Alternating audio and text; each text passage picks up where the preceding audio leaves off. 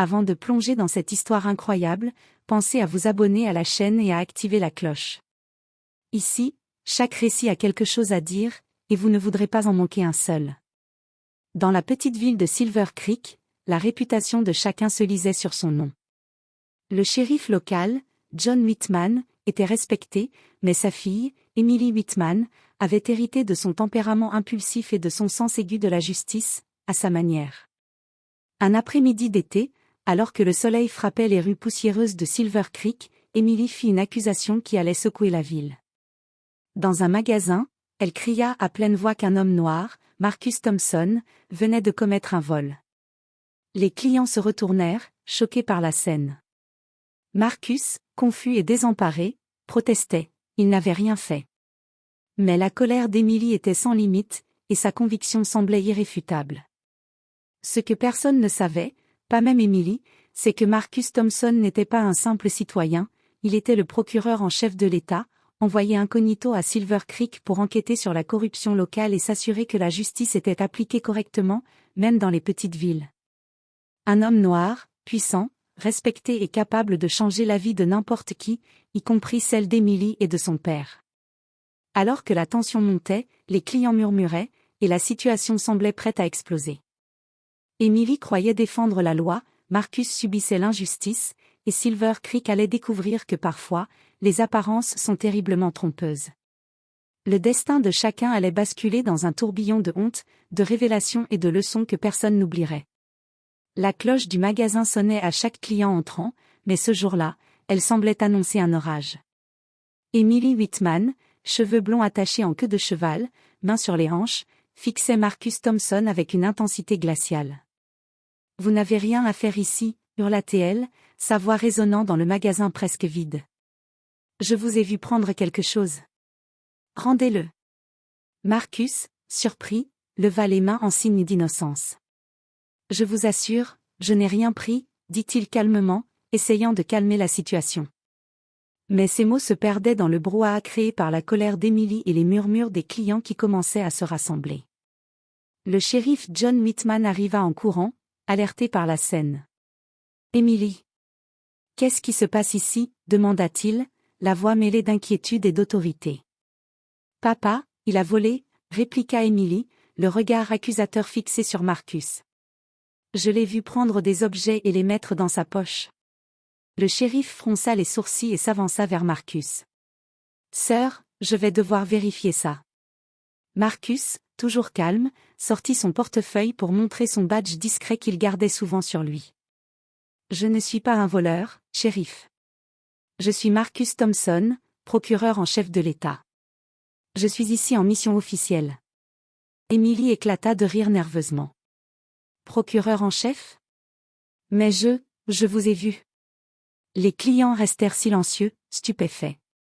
Le shérif s'arrêta net, son expression passant de la surprise à l'embarras. Il ne pouvait croire ce qu'il venait d'entendre. Son autorité, sa ville, et maintenant sa propre fille, tout était sur le point de voler en éclats. Marcus inspira profondément. Vous savez, parfois, ce que l'on croit vrai n'est que perception, pas réalité. Et malheureusement, la perception d'aujourd'hui va vous coûter cher, Mademoiselle Whitman. Emily sentit une sueur froide couler dans son dos. Elle avait cru agir pour la justice, mais à cet instant, elle comprit que la vérité pouvait être plus cruelle que n'importe quelle accusation. La tension monta alors que le shérif Whitman réalisait que l'homme qu'il pensait être un simple citoyen était en fait une autorité capable de bouleverser leur vie. Et Emily, humiliée devant tous, allait apprendre que la justice n'était pas toujours là où elle semblait la voir. Le silence dans le magasin pesait comme une chape de plomb. Les clients regardaient Emily Whitman, rouge de colère et de honte, et Marcus Thompson, calme et imposant. Le shérif John Whitman, le visage pâle, hésitait sur ce qu'il devait faire, défendre sa fille ou reconnaître l'autorité de l'homme qu'elle venait d'accuser à tort. Marcus s'avança lentement, le regard perçant, et dit : « Shérif Whitman, je comprends votre embarras, et je comprends la peur. Mais je ne suis pas ici pour créer des conflits inutiles. Je suis ici pour protéger la justice de votre ville. » Emily, les larmes aux yeux, bafouilla : « Mais je vous ai vu. Je sais ce que j'ai vu. » Marcus secoua doucement la tête. Vous avez vu ce que vous vouliez voir. C'est ce que les gens font souvent quand ils jugent trop vite. Mais je peux vous assurer que vous avez tort, et que vos accusations publiques peuvent avoir de graves conséquences. À ce moment, un client osa murmurer, il est le procureur en chef de l'État, vraiment? Le shérif sentit une boule se former dans sa gorge. Il connaissait Marcus de réputation, mais il n'aurait jamais pensé le voir ici, à Silver Creek, et encore moins accusé injustement par sa propre fille. Emily, dit-il, la voix tremblante, tu n'avais aucune idée, il est Marcus Thompson, le procureur en chef, il fait respecter la loi de l'État. Emily recula, choquée. Ses mains tremblaient. Quoi? Mais, Elle cherchait ses mots, incapable de comprendre l'ampleur de son erreur. Marcus, observant la jeune femme et le shérif, continua calmement. Mademoiselle Whitman, je ne suis pas ici pour me venger. Mais votre accusation publique pourrait être interprétée comme de la diffamation. Et croyez-moi, dans votre petite ville, cela pourrait coûter cher. Le silence se fit à nouveau.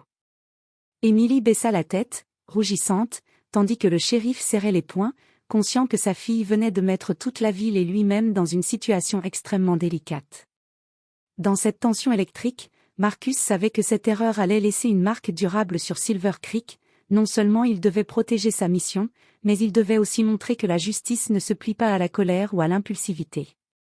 Et Emily, elle, allait devoir affronter les conséquences de ses actes devant toute la communauté. Le lendemain matin, Silver Creek semblait encore plus silencieuse que d'habitude. La nouvelle de l'accusation publique d'Emily Whitman contre Marcus Thompson, procureur en chef de l'État, avait déjà circulé dans toute la ville. Les habitants chuchotaient, certains prenaient parti pour Emily, d'autres commençaient à douter de son jugement. Marcus, calme mais déterminé, demanda à rencontrer Emily et son père dans le bureau du shérif. Le shérif Whitman, partagé entre la colère envers sa fille et le respect pour Marcus, les fit entrer. Marcus commença d'une voix mesurée mais ferme. Emily, ce que vous avez fait hier n'est pas seulement une erreur personnelle, c'est une attaque publique contre la justice. Les accusations infondées peuvent détruire la réputation d'un homme, même celle d'un procureur en chef. Emily, la tête basse, murmura, je ne savais pas, je pensais juste. Vous pensiez agir pour la justice, mais vous avez confondu perception et réalité, répliqua Marcus. Dans votre ville, les gens respectent la loi, ou du moins ils devraient. Aujourd'hui, c'est à moi de montrer ce que la justice signifie réellement. Le shérif Whitman s'assit, la gorge nouée. Il savait que sa fille allait apprendre une leçon qu'elle n'oublierait jamais. Marcus continua. Je ne veux pas humilier votre fille, shérif. Mais il est nécessaire que toute la ville comprenne que juger quelqu'un sans preuve peut avoir de graves conséquences. Alors, Marcus demanda à Emily de se lever et de raconter exactement ce qu'elle avait vu, en détail. Les mots d'Emily étaient hésitants, incohérents, et parfois contradictoires. Marcus les nota mentalement, et ensuite il dévoila calmement la vérité. Vous avez accusé un homme innocent simplement parce que vous avez supposé, rien de plus. Marcus Thompson n'a rien volé. Vous vous êtes laissé guider par vos préjugés, et ce faisant, vous avez failli compromettre une investigation majeure. Emily sentit son monde s'écrouler. Elle avait cru défendre la justice, mais elle venait de créer un scandale qui allait marquer Silver Creek. Les habitants, témoins de la scène depuis les fenêtres et les réseaux sociaux, commençaient à comprendre qu'ils avaient été témoins d'un vrai retournement de situation. Marcus conclut calmement. La justice n'est pas une question de perception ou de colère impulsive. Elle exige la patience, l'humilité et la vérité. Mademoiselle Whitman, j'espère que cette leçon vous guidera pour le reste de votre vie. Emily baissa la tête, silencieuse, et le shérif Whitman sentit une lourde responsabilité peser sur lui. Protéger sa fille tout en respectant la loi n'avait jamais été aussi compliqué. Mais Marcus n'avait pas encore fini. Une dernière surprise attendait Emily et Silver Creek. Il avait prévu un retournement qui allait transformer cette humiliation en une leçon publique inoubliable. Le jour suivant, la petite place centrale de Silver Creek était bondée. Les habitants avaient entendu parler de l'accusation d'Emily Whitman et de l'identité réelle de Marcus Thompson, mais personne ne savait exactement comment cette histoire allait se terminer. Marcus Thompson se tint sur l'estrade improvisée, sa présence imposante silencieusement respectée par tous.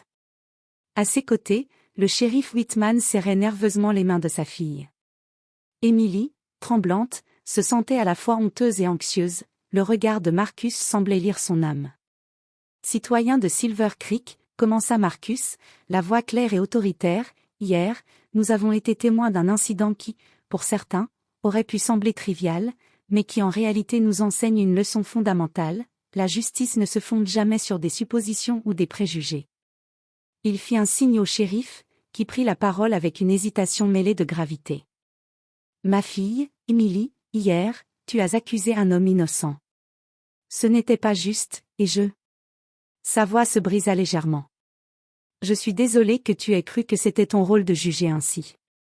Emily baissa la tête, les larmes aux yeux. Mais Marcus intervint.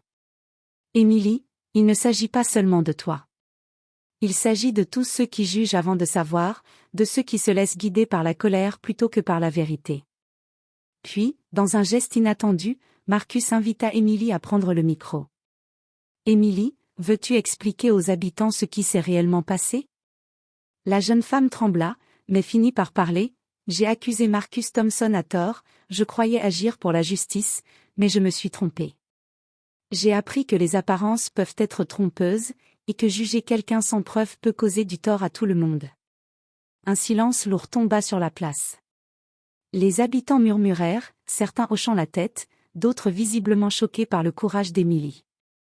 Marcus sourit légèrement. Aujourd'hui, Emily a appris une leçon précieuse, et nous espérons que chacun d'entre vous se rappellera que la justice exige patience, écoute et discernement. Puis il ajouta, avec un ton ferme mais juste. Je suis venu à Silver Creek non pas pour punir, mais pour protéger la loi. Mais souvenez-vous, la justice, ce n'est pas seulement la force d'un homme ou d'un titre, c'est le respect de la vérité. Emily regarda Marcus avec gratitude et humilité. Le shérif, fier malgré tout, posa une main rassurante sur son épaule. Les habitants applaudirent, certains émus aux larmes. La jeune fille comprit enfin que son impulsivité avait failli créer un scandale, mais que Marcus, par sa sagesse et son autorité, avait transformé cette humiliation en une leçon inoubliable pour toute la ville. Et tandis que le soleil se couchait sur Silver Creek, il semblait que la justice, la vraie, venait de s'imposer non par la colère, mais par la vérité.